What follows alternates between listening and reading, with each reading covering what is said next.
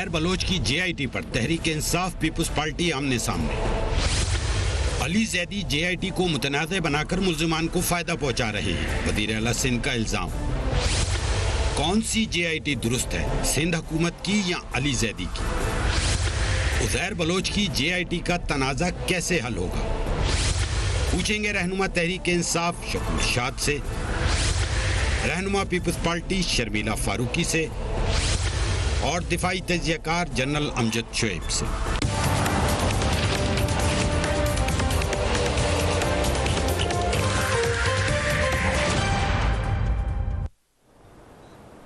And a very warm welcome to the show. Uzair Baloch की JIT report पर पीपल्स पार्टी और तहरीक इंसाफ आमने सामने आ चुके हैं। सियासी माहौल सख्त कशीदा हो चुका है।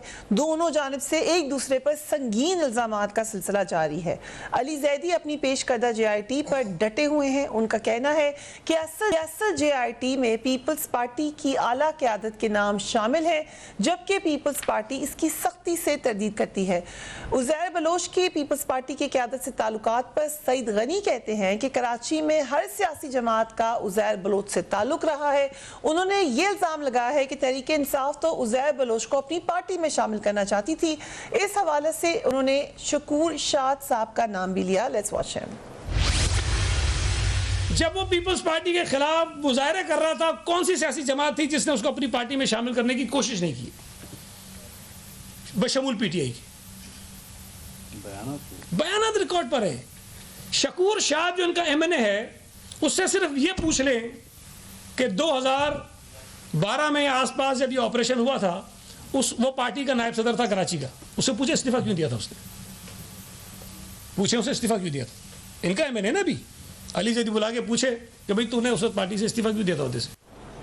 हमारे साथ मौजूद है शकूर साहब। Thank you so much for being on the programme. So Saeed Ghani साहब के सवाल से आगाज करते हैं, हमने इस्तीफा क्यों दिया था? देखिए जी, जब ऑपरेशन हुआ तो उस ज़माने में एक्चुअली मैं ज़रा शुरू करूँ, 2008 में मैंने पीपल्स पार्टी के अगेंस्ट सिलेक्शन कंटेस्ट किया था नबील कबूल के खिलाफ। इंडिविजुअल नहीं था, मेरे साथ ट्वाइस इलेक्टेड पीपल्स पार्टी का मैंने वाजा अहमद करीम दाद था, मौजूदा DMC साउथ के जो चेयरमैन है मलिक फयाज वो थे, और सारे क्रीम वर्कर्स पीपल्स पार्टी के वो मेरे साथ थे। वो चाहते थे कि कोई भी कैंडिडेट हो लियारी से हो, क्योंकि वो कुछ लोग जो डिफेंस से यहाँ की लियारी में सियासत करना चाह रहे थे, उसके खिलाफ एक पूरा फजा बनी हुई थी, लियारी के लोगों की भी ख्वाहिश थी। तो उसके बाद मुझे मेरी रुकनीत मुअत्तल कर दी गई, फिर एक लंबी दास्तान रही, उस दौरान मैं खामोश रहा।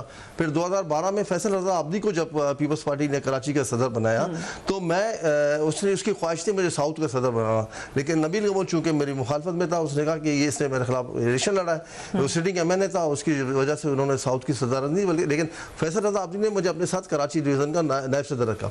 जब नायब सदर बना, मैं पॉलिटिकल वर्कर, मैंने वहाँ लियारी में पॉलिटिकल एक्टिविटीज़ अपनी शुरू कर दी। बाद में पता चला कि बहुत सारे लोगों को अच्छा नहीं लग रहा है, तो मैं बस आप समझ जाए, बस समझ जाए आप छोड़े इसको।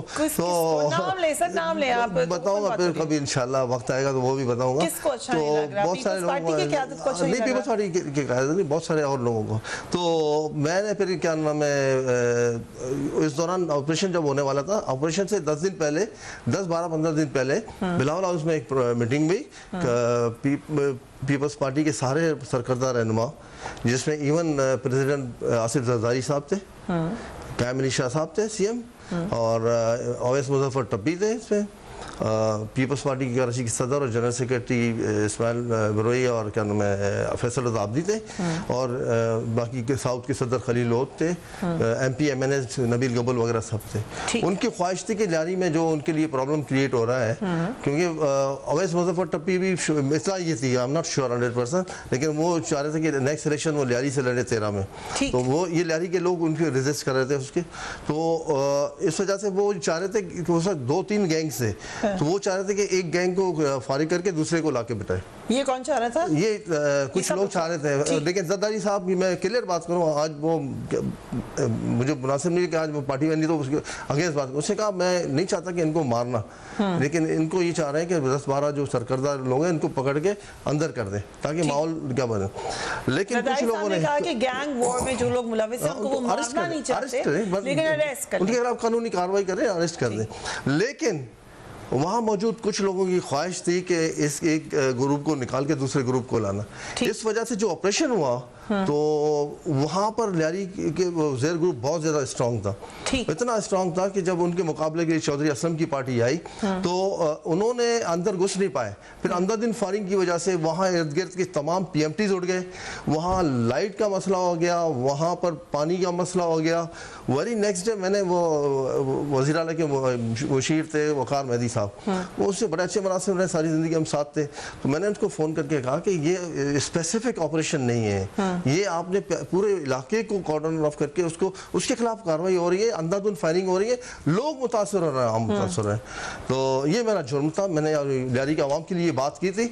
इसके अलावा आपने इस्तीफा इसलिए दिया? नहीं, मैंने इस्तीफा दिया ही नहीं। सवाल पूछ सईद गनी साहब के साथ कादिर पटेल उस वक्त बैठे थे, उसने ये बात की है। कादिर पटेल ने काफी बाद, जब फैसल इस ऑपरेशन के काफी बाद जब फैसल रजा अब्दी को उठाया गया, क्योंकि उनके कुछ बड़े लोगों से नहीं बन पा रही है, जरदारी साहब ने किसी और की बात करो, तो उनसे आप किसी और का नाम लेते हुए घबरा रहे हैं? नहीं, मैं कोई नहीं घबरा रहा, मैं कोई नहीं घबरा रहा, मैं अल्लाह के सिवा किसी से नहीं घबराता। इसी वजह से तो आज लियारी से मैंने हूँ। तो वो ये कि जब हटाया तो कादिर पटेल, क्योंकि मेरे साथ 91 से 93 तक पीपल्स यूथ का मैं जनरल सेक्रेटरी था कराची का, फरीद अंसारी हमारा सदर था और ये सीनियर नायब सदर था हमारे साथ कादिर पटेल। तो उसकी अपनी साथी ख्वाहिश थी कि मुझे अपने साथ चला, लेकिन उसने मुझे एक दिन फ़ोन किया कि उज़ैर बलोच साहब कह रहे हैं कि आपको हटाकर अभी बसन को बनाए। उज़ैर बलोच साहब के? उज़ैर बलोच साहब थे? उनकी ख्वाहिश है।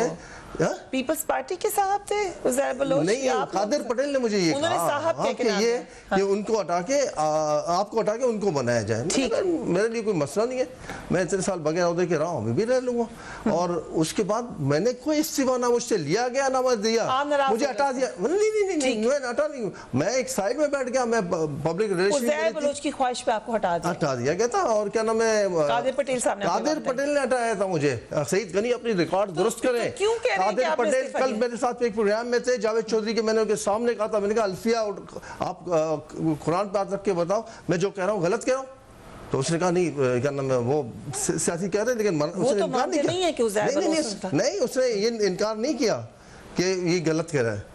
इनकार करता ना, अगर मैं गलत था तो मेरे सामने उस प्रोग्राम में था, इनकार करता। ठीक, सो फिर आज सईद गनी साहब क्यों पूछ रहे हैं कि ये आज नहीं कह रहा मैं, ये 3-4 लेकिन क्यों कह रहे हैं कि पूछे इस्तीफा क्यों? असल में इनके पास और कुछ है ही नहीं, तो वो PTI को कनेक्ट करना चाह रहे हैं। उनको ये बिलावल की शिकस्त जो है ना लियारी से, वो हजम नहीं हो रही है। 14,000 वोटों की लीड से जीता है, जमानत जब्त हुई है बिलावल की लियारी से। ओके, हमारे साथ पीपल्स पार्टी का मौक़िफ़ लेने के लिए शमीला फारूकी साहब मौजूद हैं, इस पर बात करेंगे। ब्रेक।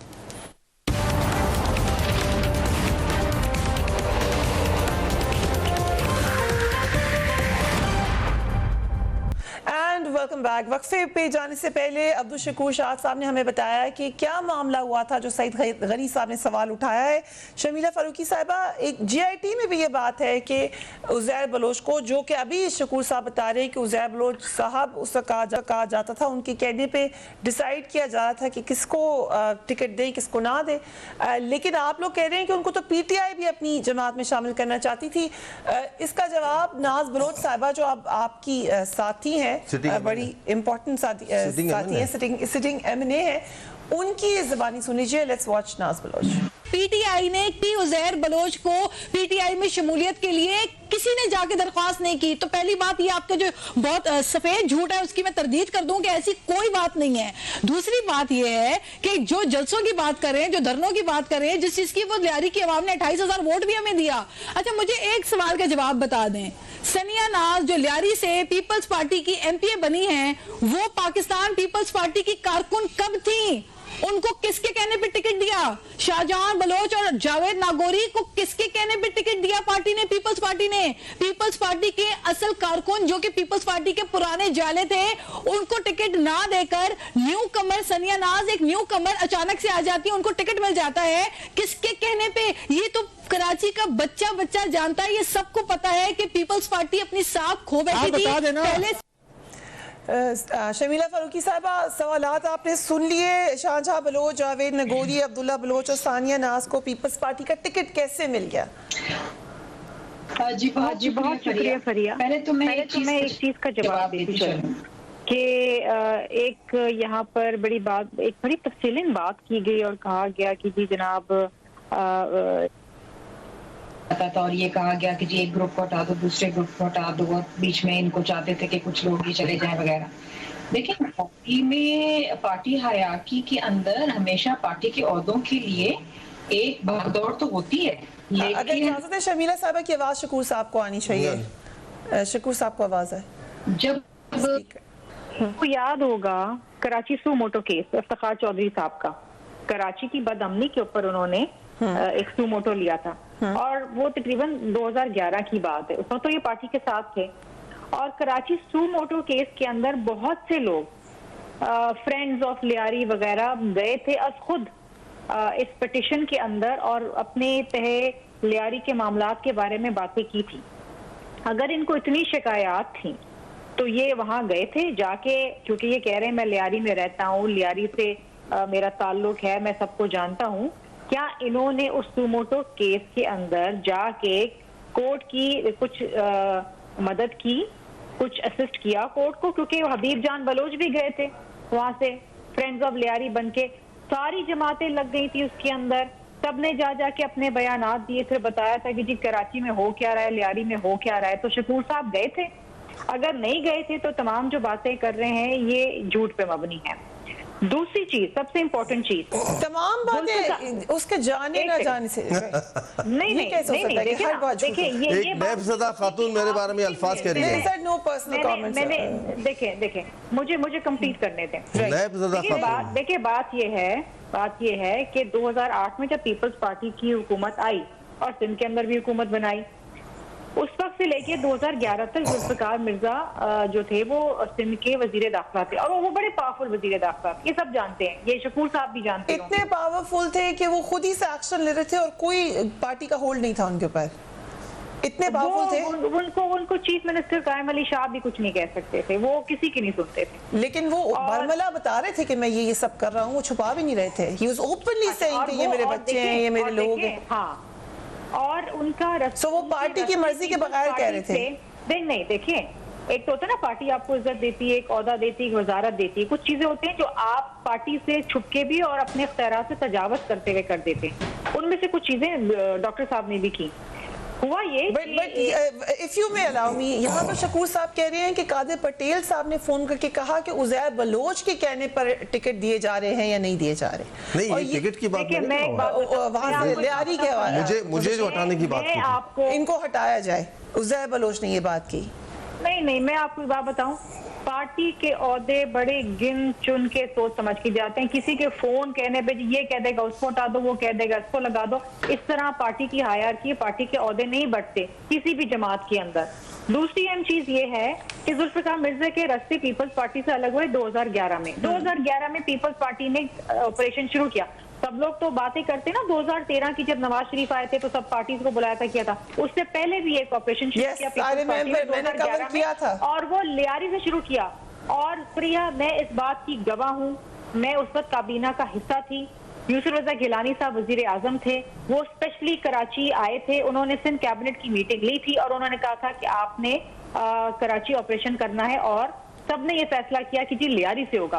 उस वक्त Zulfiqar Mirza as home minister उन्होंने कहा कि अगर लियारी को हाथ लगाया तो मैं पार्टी से रास्ते अलग कर दूंगा। ये आप सही कह रही हैं, ये रिपोर्टेड है, ये रिपोर्टेड है, आप सही कह रही हैं। जी, मैं देखिए, मैं उस काबीना के हिस्सा थी, मैं वहां बैठी थी, मैं आपको बता रही हूँ। और जब लियारी में पीपल्स पार्टी ने ऑपरेशन शुरू किया, जुल्फ़िकार मिर्जा ने अपने रास्ते अलग कर लिया। उसके बाद फिर उन्होंने वो प्रेस कॉन्फ्रेंस करी और वो कुरान शरीफ, कुरान मजीद सर पे रख के, वो तो तब तारीख का हिस्सा है। लेकिन इसमें अगर इजाजत है, क्योंकि अब हर बात हम सब सच होपफुली कर रहे हैं, तो जुल्फ़िकार मिर्जा साहब ने वो प्रेस कॉन्फ्रेंस करने से तकरीबन महीना डेढ़ पहले मुझे इंटरव्यू दिया था और यही बातें की थी, और वो कह रहे थे कि मैं अपनी पार्टी को बार बार बता रहा हूँ, वो नहीं सुन रही, और फिर पीपल्स पार्टी के प्रेशर पर ही वो इंटरव्यू नहीं चल सका था। शर्मिला साहबा, ये भी हुआ था? नहीं, देखें मेरी बात सुने, जुल्फ़िकार मिर्जा बहुत, देखिए उस वक्त हमारे कोलिशन पार्टनर्स एमक्यूएम थे। जुल्फ़िकार मिर्जा साहब बहुत सारी बातें करते थे जिससे जाहिरी बात है कि कोलिशन को खतरा पहुंच सकता था। और हमारे, आपको याद भी होगा प्रिया, आप तो बहुत पुरानी जर्नलिस्ट हैं, आपको पता है कि कितनी दफा पीपल्स पार्टी के साथ एमक्यूएम का कोलिशन हुआ और टूटा। चंद एक बातों के ऊपर फिर आए फिर गए, ये आपको पता है। दे वर वेरी डिफिकल्ट एलाइज। और जाहिर बात है जुल्फिकार मिर्जा साहब तो मतलब जो उनके मुंह में आता था वो बात कर देते थे, वो नहीं देखते थे कि किसी को नुकसान हो या फायदा हो।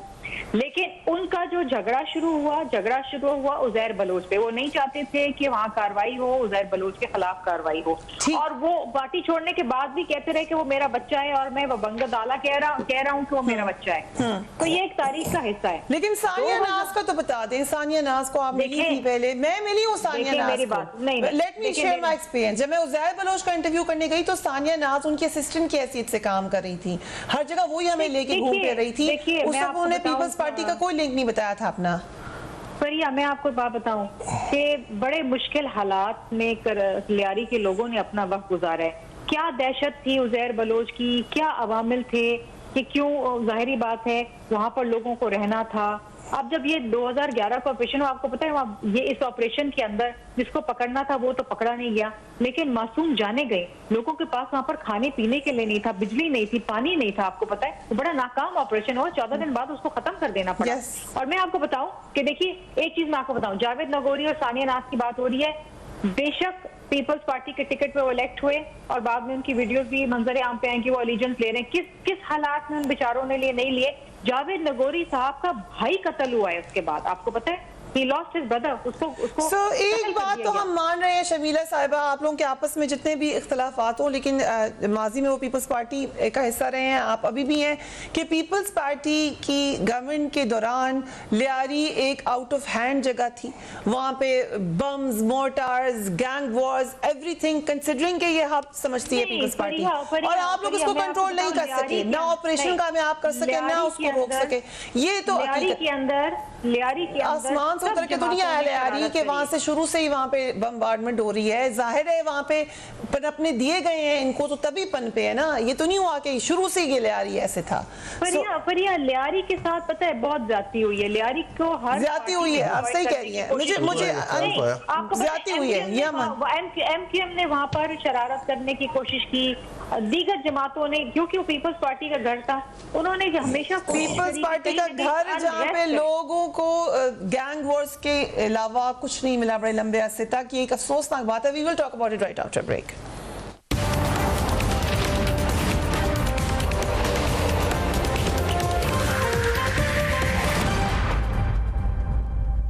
And welcome back. General Amjad Shoaib भी हमारे साथ मौजूद हैं। जनरल अमजद, ये जो JIT की कंफ्यूजन है, ये अगर आप ही किसी तरीके से दूर कर दीजिए। इन दोनों JITs पर कुछ अहम फौजी इदारों के दस्तखत हैं, रिप्रेजेंटेटिव्स के।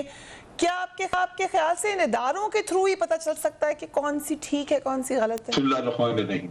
देखिए, जिन लोगों के दस्तखत हैं लाजमन उनके पास इसकी कॉपी भी मौजूद होगी और वो बता भी सकते हैं। अगर कल कोई तहकीकात हो, कोई अगर इंक्वायरी हो या कोर्ट्स इसका नोटिस लेके तो वो इनको बुलाएं, तो वो लाजमी बात है कि वो इंक्वायरी के बारे में अपनी राय भी देंगे और जो कॉपीज उनके पास है वो दिखाएंगे। असल चीज ये है कि मतलब ये तो जब तक कोई तहकीक ना करे वाज़े फैसला तो नहीं हो सकता, लेकिन बात चीजें जो ऑब्जर्वेशन के तौर पे मौजूद हैं वो आदमी बात कर सकता है। और उसमें जिस दिन से उज़ैर बलोच पकड़ा गया, अगर उसकी मुख्तलिफ स्टेटमेंट जो मीडिया के लोग उससे लेते रहे हैं, अगर वो हम सामने रखें, नबील कबूल की भी अपनी एक स्टेटमेंट मौजूद है, वो भी मीडिया पे आके बात करते रहे, तो वो तो बहुत सारी स्टेटमेंट ऐसी हैं जो लगता है कि उस वक्त कुछ और बात थी और आज वो इंक्वायरी में मौजूद नहीं है। उन लोगों के नाम, उनका ताल्लुक, उनके कहने पे मैंने ये किया, उनके कहने पे वो किया, फलां को बता देता था, वो चीजें अब इंक्वायरी में नहीं नजर आती, जिससे ये शुबा पड़ता है कि बातें वो कैसे थी और क्यों थी, कौन वो उनको चलाता था। अगर थी नबील कबूल वाली तो बात बिल्कुल सामने है, वो तो खुद अपने मुंह से बात कर रहे हैं, लेकिन बाकी भी जो मीडिया बताता दिखाता रहा, प्राइम टाइम शो में उसके ऊपर दिखाया गया और बड़ा मजाक बनाया गया रेंजर्स का कि देखिए ये इसमें इन्होंने गवाह का नाम लिखा है, ये तो 10 साल पहले मर गया, इसकी स्टेटमेंट लगाई हुई है इन्होंने, ये फलां का किस्सा लिखा हुआ, ये तो वहां उस एड्रेस पे है ही नहीं कोई इस नाम का बंदा। तो मुझे भी शक पैदा हुआ, मैंने कहा कि रेंजर्स ने इतना खराब काम किया कि लोग जनाब 10-10 साल पहले मर चुके हैं और उनका, तो जब चेक किया पता लगा, तो आप भी एक दफा साथ थी वहाँ रेंजर हेडक्वार्टर में, आपको याद होगा, बिल्कुल। तो जब चेक किया तो पता लगा कि वो तो इंक्वायरी कुछ और है, वो जैसे जीआईटी पुलिस के हवाले की गई तो उन्होंने उसको अपनी मर्जी के मुताबिक करने के लिए एविडेंस वहां से निकाल दिया। अब वो किसके कहने पे निकाला, क्यों किया, ये तो वहां पे सिंध गवर्नमेंट को पता होना चाहिए। जनरल साहब, आप ये कह रहे हैं कि एक प्राइम टाइम शो पे एक जेआईटी दिखाई गई जो कि गलत थी, यानी ये पहले भी हो चुका है कि जेआईटी में पहले भी हो चुका है और उस टाइम पे दिखा के बड़ा मजाक बनाया गया कि रेंजर्स ने देखे जी ये किस किस्म की इंक्वायरी की है, टेररिज्म का मुकदमा बना दिया, जबकि जो गवाह है वो तो 10 साल पहले मर चुका है। अब जब वो जाके ओरिजिनल ऐसा नहीं था, जब ओरिजिनल मैंने रेंजर्स को कहा कि भाई तुम किस किस्म के लोग हो, ये तुम मुंह काला करवाते हो लोगों का अपने अपने अदारे का कि इस तरह की इंक्वायरी, तो उन्होंने कहा जी ये तो हमारे मुंह पे बिल्कुल ऐसे काले मर रहे हैं, एक्चुअल इंक्वायरी तो हमारे पास। सो बात ये है कि इस शुबे को दूर करना चाहिए। असल चीज ये है कि आप उज़ैर बलोच के ऊपर तो सारे इल्जाम आते हैं, आप उसको सजा दे दें, लेकिन जो पैटर्नाइज करते रहे लोग जिन्होंने चलाया, अगर वो मौजूद हैं और उन्होंने वाकई किया पैटर्नाइज, तो फिर उनका भी सामने आना चाहिए था। अगर वो नहीं आएगा तो इसका मतलब यह है कि आपने एक आदमी को स्केपगोट बना के उसको तो चला दिया, इस्तेमाल भी किया, आज उसको जबा करवा दिया और बाद में असल लोग बच गए, तो जुर्म तो नहीं खत्म होगा, वो फिर दोबारा चलता रहेगा। तो इसलिए ये शुबा जो पड़ गया है इसको दूर करना जरूरी है और इसके लिए, और यही से मेरा क्वेश्चन था कि इसके लिए कौन मैदान में आए। एक तरीका ये है कि प्राइम मिनिस्टर खुद इन इदारों से पूछ लें जो उनका इस्तेहकाक है, जिस पर पीटीआई के मेंबर्स का कहना है कि उनके ऊपर सियासी मुदाखलत का इल्जाम लगाया जाएगा, जो पहले भी लगता है। दूसरा तरीका ये है कि फौज के लोग खुद ही बता दें। तीसरा तरीका है चीफ जस्टिस। मैं समझता हूँ कि इसके दो तरीके, एक तो पार्लियामेंट के थ्रू हो सकता है कि स्पीकर के नीचे कमेटी बन जाए और वो अदारों से भी कॉपियां मंगवा के देखें और सिंध गवर्नमेंट वाली भी कॉपी देख लें। दूसरा तरीकाकार ये हो सकता है कि जुडिशियल कमीशन ऑर्डर कर दिया जाए और वो इस चीज को पूरी तरह इन्वेस्टिगेट कर ले, देख ले, और इन्वेस्टिगेशन में वो कमीशन बता दे कि जनाब असल क्या है। क्योंकि हकायक का ना आना, अगर सिंध गवर्नमेंट ने कुछ नहीं किया तो तब भी उसके ऊपर अगर ये इस चीज का शुबा रहे तो वो मुनासिब नहीं है, और अगर किया है तो फिर असल मुजरिमों का बच जाना वो भी मुनासिब नहीं है। तो मेरी राय तो यही है कि इस पे तहकीकात को आगे बढ़ना चाहिए, तहकीकात को यकीनन आगे बढ़ना चाहिए। अब्दुल शकूर शाद साहब, अब वो बात आ जाते हैं जो बात इस्टेब्लिश्ड है, कुछ चीज़ों पे ठीक है दो राय है या नहीं है, लेकिन जुल्फ़िकार मिर्ज़ा साहब के हवाले से तो अब अभी शमीरा फारूकी साहब अभी पहले ये बात कह चुकी हैं कि वो अपने तरफ से काम कर रहे थे या उनकी इन्वॉल्वमेंट थी। आप रहे हैं पीपल्स पार्टी का हिस्सा, लियारी को आप अच्छे तरीके से जानते हैं। क्या जो कुछ हो रहा था वो सिर्फ Zulfiqar Mirza as an individual, as a very powerful interior minister कर रहे थे?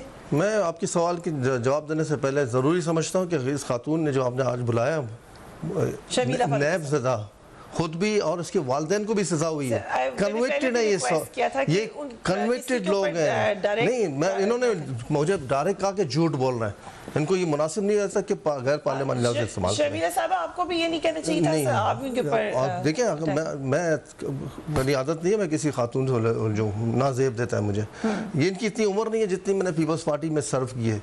मैं 78 में फर्स्ट टाइम मेरे वारंट इशू हुए थे जब मेरे मूछे में नहीं थी, वो शहीद जुल्फ़िकार अली भुट्टो की जान बचाने की मूवमेंट में। अब ये आजकल ये पीपल्स पार्टी वो पीपल्स पार्टी थोड़ी है, ये शहीद जुल्फ़िकार अली भुट्टो के असल वारिस आने वाले हैं, बहुत जल्द फातिमा भुट्टो आ रही है, तो आप देखें फिर वो असल वारिस आएंगे, फिर असली पीपल्स पार्टी वाले फातिमा भुट्टो बहुत जल्द आ रही है। ये आपके लिए ब्रेकिंग न्यूज़ है बिल्कुल। कहाँ से और फिर ये जो भुट्टो के नाम पे सर्विस कर रहे हैं ना, मुझे पता है पीपल्स पार्टी शहीद भुट्टो बहुत जल्द एक्टिव हो रही है सर, बट लेकिन उसका मतलब ये तो नहीं है कि इनका इस्तेकाब नहीं है कि ये करें, लेकिन ये शहीद, लेकिन इल्जाम लगा रहे हैं। मैं उन लोगों में शामिल हूँ जिन्होंने जुल्फ़िकार अली भुट्टो की जान बचाने की मूवमेंट में जनरल ज़िया के माशाल्लाह में कुर्बानियाँ दी। आज ये यहाँ पर बैठ के कह रहे हैं एक फोरम में मैं नहीं गया तो मैं झूठा हूँ। चले शमीरा साहब, आपको झूठा लफ्ज़ नहीं कहना चाहिए था, आप उसको रीफ्रेज कर लें। फरिया साहिबा, मैं अब भी ये कहूँगी कि ये झूठ बोल रहे हैं। अगर ये इतने सच्चे होते और अगर ये इतने पावरफुल होते तो इनको कराची सुमोटो केस में जाके तमाम हकायक चीफ जस्टिस ज़फ़ार चौधरी साहब को बताने चाहिए थे। ये उस तमाम दौर के अंदर जो सब चीजें देख रहे थे, सुन रहे थे, इनको मालूम था, जो इतनी चीजें इनको पता है कि इधर से फोन गया उधर गया, जिस तरह ये बकौल कह रहे हैं, तो इनको पता होना चाहिए था ना। ऐसी कोई बात आपको भी बिल्कुल पता नहीं थी थ्रू आउट के लियारी में क्या हो रहा है? लियारी में हमें बिल्कुल ये अंदाजा था कि लियारी के अंदर बहुत ज्यादा मसाइल हैं।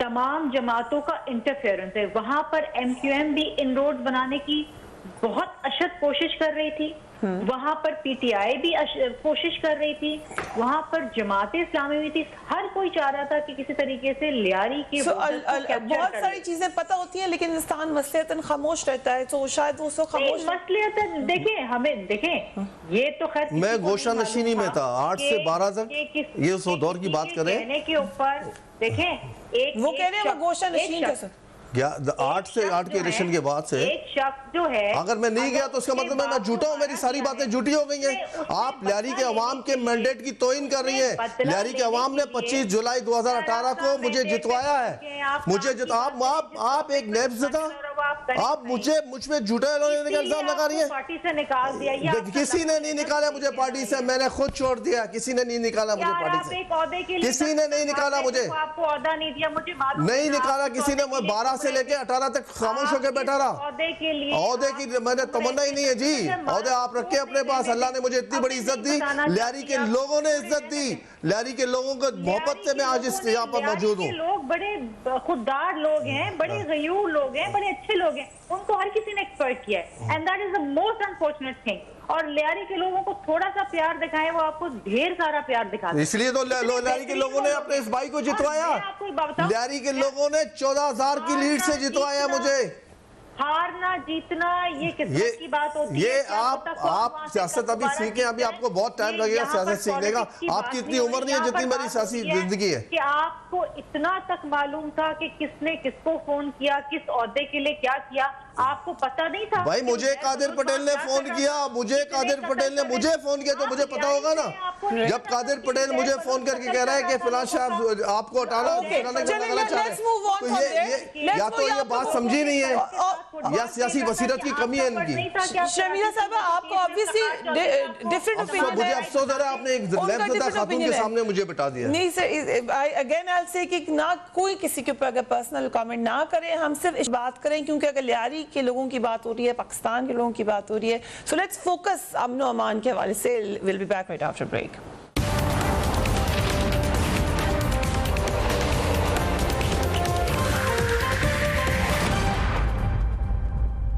And welcome back. जनरल साहब, उज़ैर बलोच की JIT में आसिफ ज़रदारी के लिए 14 शुगर मिल्स पर कब्जे का इंकशाफ कर रहे हैं वो, और इस तमाम मामले की निगरानी अवैस टप्पी कर रहे थे।